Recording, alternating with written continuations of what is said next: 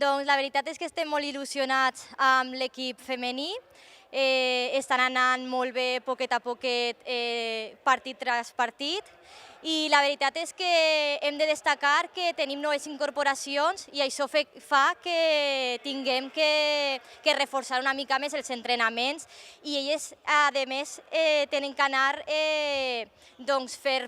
anar fent pinya i anar formant-se com a equip. Jo crec que d'ací a mitja temporada o finals es convertirà en un equip consolidat i farem moltes coses i jo crec que arribarem a fer coses molt guais en aquest equip. Bé, el futur jo el veig cada volta més positiu perquè entrenament tras entrenament estem veient que n'hi ha cada volta més xiquetes que s'animen a vindre a provar l'handbol Benicarlando i els agrada molt i jo crec que això és un punt positiu per a la part femenina, que sempre ha estat una mica més fluixeta i este any estem supercontents perquè n'hi ha un munt de xiquetes que s'estan apuntant i això fa que la part femenina creixca i és un dels punts que ens agrada ací al club perquè estem cada volta reforçant i ampliant aquesta part que teníem tan fluixa i la veritat és que estem supercontents. Doncs bé,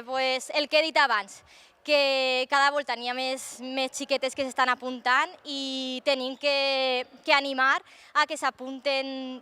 quantes més millor perquè és un esport que no se valora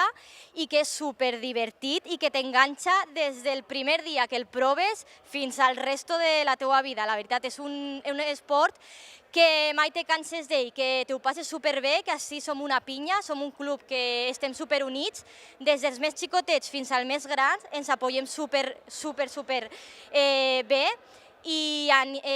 estem venint a tots els partits de tots els xiquets i sobretot dels grans i creem una pinya i jo anime a qualsevol edat i qualsevol xiqueta, encara que siga major d'edat,